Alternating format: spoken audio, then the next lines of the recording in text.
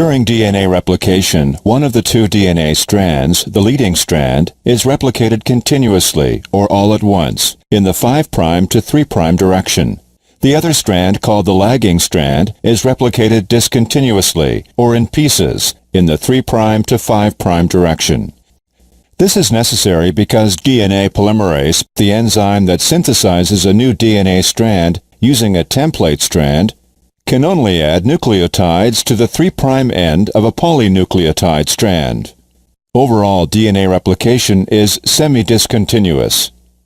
To begin DNA replication, a helicase enzyme attaches to the double helix and unwinds the two strands, exposing them as templates for replication.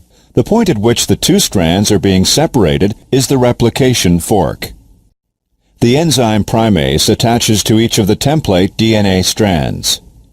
Primase synthesizes a short RNA primer on each template strand. The primers are assembled in the 5' to 3' direction. After the primer reaches a certain length, primase drops off of the template strand.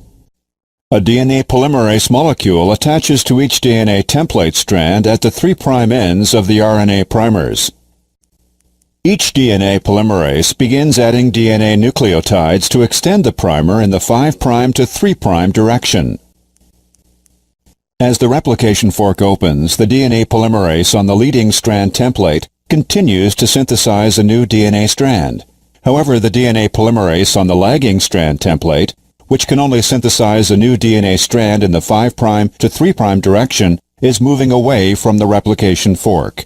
Therefore, primase must again make an RNA primer on the lagging strand template, and DNA polymerase must continue making DNA beginning at the new primer. This results in a series of short fragments, known as Okazaki fragments, on the lagging strand template. The Okazaki fragments on the lagging strand template must be connected to form a complete DNA strand. To accomplish this, a different DNA polymerase recognizes and removes the RNA primers and replaces them with DNA.